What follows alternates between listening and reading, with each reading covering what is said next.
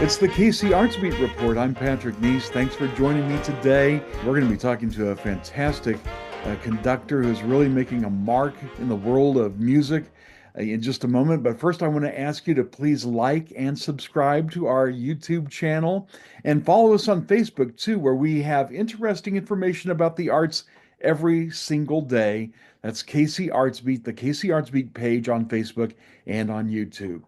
And now it's my pleasure to say hello to Gemma New, who is the artistic advisor and principal conductor for the New Zealand Symphony Orchestra, and she's coming to Kansas City very soon to conduct our orchestra.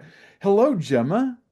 Hi, Patrick. It's great to see you and also to meet everyone over the radio. Hello. Yes.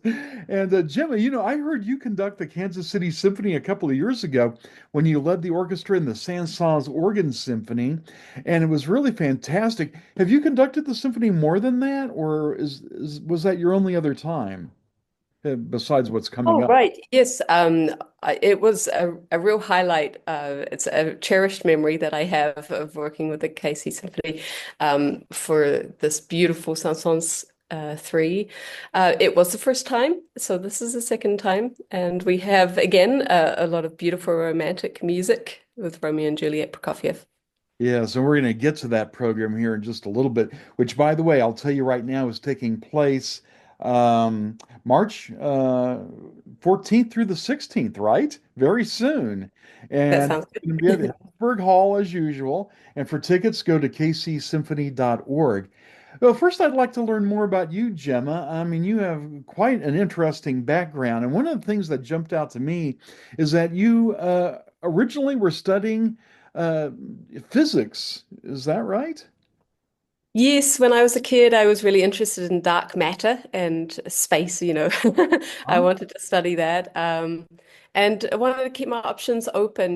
With music, it's something that you share, but people have to embrace it as well. It's a real collective experience. So I'm really glad that this path has opened doors for me, because it's a really joyous experience to perform music and to feel everyone's energy in the stage, from the stage.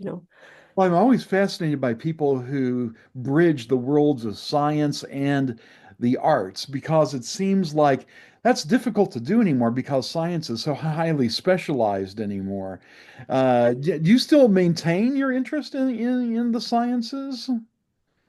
Yeah, I mean, when you pursue your passion, it is an overwhelming, time suck. So I Yes. really did dive right into music a lot. But I found it a great balance of studying physics and mathematics, especially like calculus and music, because once you get tired of your right brain working, your left brain, you can go over and work on that instead.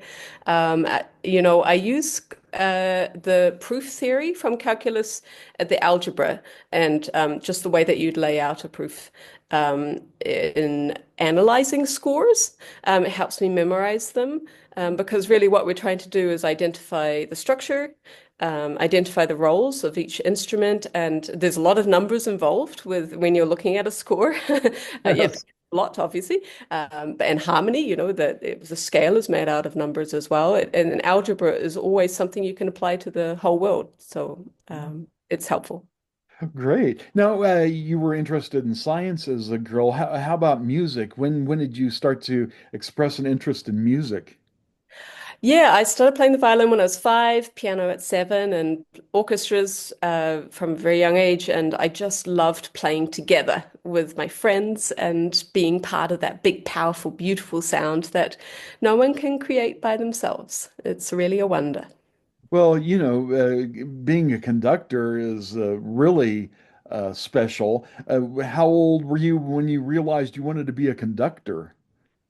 Yes, it was quite a defining moment. I said to my best friend, turned around and said, I want to conduct. This is where I belong. This is where I can best contribute, because we want to share our musical voice and we want to find the best way to do that. And it felt right at home. I was 15 and a teacher at school was leaving and we wanted to give her a surprise performance and I was concert master. So they said, Gemma, come on, why don't you conduct? And we did. We had a little performance and assembly, and that was where it all started. And this was in New Zealand, right? Yes, in Very Wellington, New Zealand. Lots of youth orchestras to play in, lots of professional orchestras as well. It's a really vibrant classical music scene. I saw an interview with you where you were talking about a conductor who was influential. I can't remember his name right now, his or her name, but you had said that this person had given you some advice which really stuck with you, which is less is more. Oh, yeah, that was my teacher at Peabody, Gustav Meyer. Can you expound on that a little bit? What do you mean by less is more? Sure. I mean, there's so many tools that you have in your toolbox and you have to use them at very different times. At Peabody, we had two teachers who taught in completely opposite ways.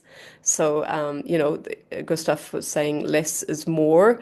He also talked about the ictus and how to show the music. So already you have someone who says, okay, you must show the music, but you must also do less.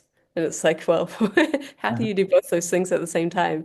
Uh, he also said 90% of the work is done before the first rehearsal. And if something goes wrong, it's usually your fault. And you have Oh to, no. that also made me feel really bad because, if I heard something wrong, I thought, oh gosh, what am I doing wrong? But it's also, I changed that to saying it's your responsibility. It's your responsibility to find a way to improve it. That I find that a lot more positive in the mind frame. But okay, less is more. What does that mean? I think it's listening to the musicians first of all, rather than dictating. And what we want is for everyone to feel comfortable on stage so that they feel free and motivated. And that really comes from the great talent that we have on stage and how they work together. So I do find that less is more is a really great mantra because often we want to try and do everything we possibly can to make it better, but actually it's by trusting others that you find the great result. You've conducted many of the world's finest orchestras and the Kansas City Symphony. Can you say what you find distinctive about the Kansas City Symphony as compared to other orchestras you've conducted? I mean, not necessarily good, better, or worse, but just what makes it distinctive. I loved working with the Kansas City Symphony. I do remember it as a very positive week because I felt when we worked together on stage and rehearsal, it was a positive environment, a supportive one, and we were able to build from the very first rehearsal an amazing trajectory, to what we had in the performance. And that doesn't always happen. And I think it's to do with communication and how someone clicks. A meeting an orchestra is like meeting a new friend, potential friend. So Uh-huh. what do you like? How do you work? Like, what's your experience and what's your motivation? And we got into it right from the beginning, and that felt really good. I also think that there's so much talent in this orchestra, and I sometimes meet the musicians around in other orchestras, from time to time, and we reminisce on. And I've become so inspired by hearing their great music making. It's a beautiful relationship to be able to be a supporter on stage of these great musicians. And I do remember, like we did Ma Meloir, which has so many solos, and I think we have the Martinu for this concert, and that's got similar French, solos for piano and obviously oboe, and Christina's playing, and I'm really looking forward to that. So yeah, it was a beautiful time in the hall. Of course, we had the organ, and that was phenomenal. It's a beautiful hall. Well, let's talk about the upcoming program, which sounds really interesting.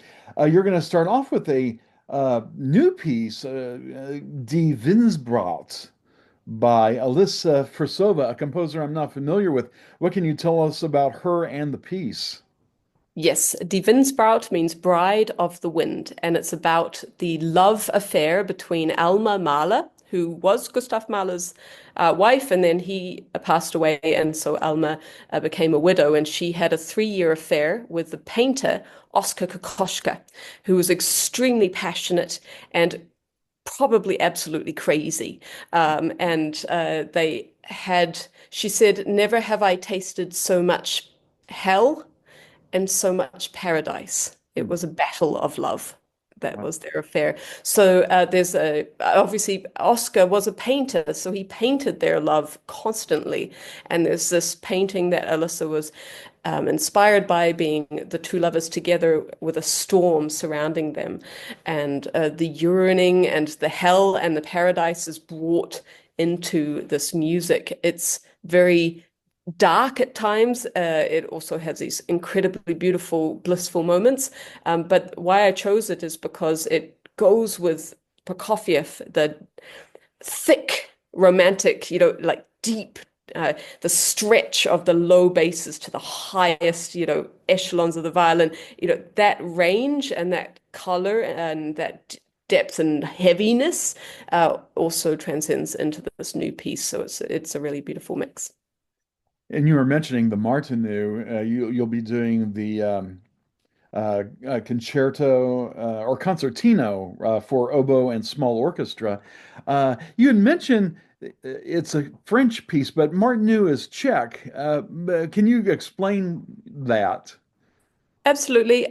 He did live in Paris for many years, and so he was so inspired by Ravel, Stravinsky, and I think you hear those dance like neoclassical rhythms and jazz and syncopations and the color palette that Ravel, had that finer detail. You hear all of that, especially in the first movement.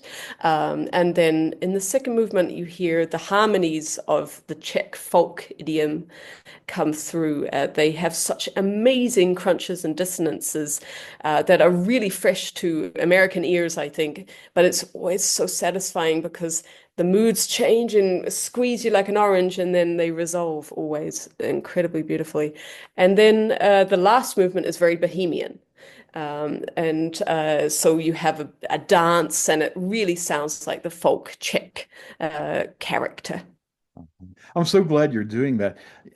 From my experience, it's rare to hear Martinu in the concert hall, which I don't understand because he's such a wonderful composer. Yes, he was really imaginative. All of his compositions changed from style to style. He was just an incredible composer and wrote so much as well. It's performed a lot more in Europe. Uh-huh.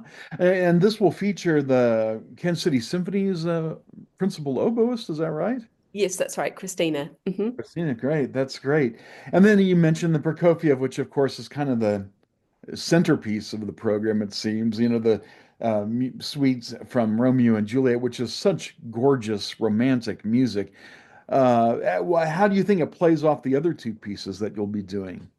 You mentioned Well, a little bit about the Winsbraut. that's right. It's a love story again. Huh? And there's nothing better than a good love story, I think.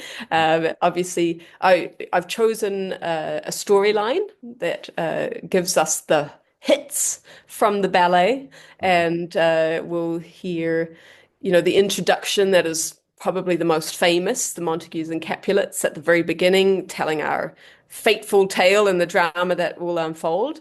You hear a little bit from Juliet being a young girl and, becoming a woman, and the grand ballroom scene with the playfulness of, wearing clowns' masks, and then the battle between Tybalt and Romeo, and then we have, of course, unfortunately it does end with tragedy.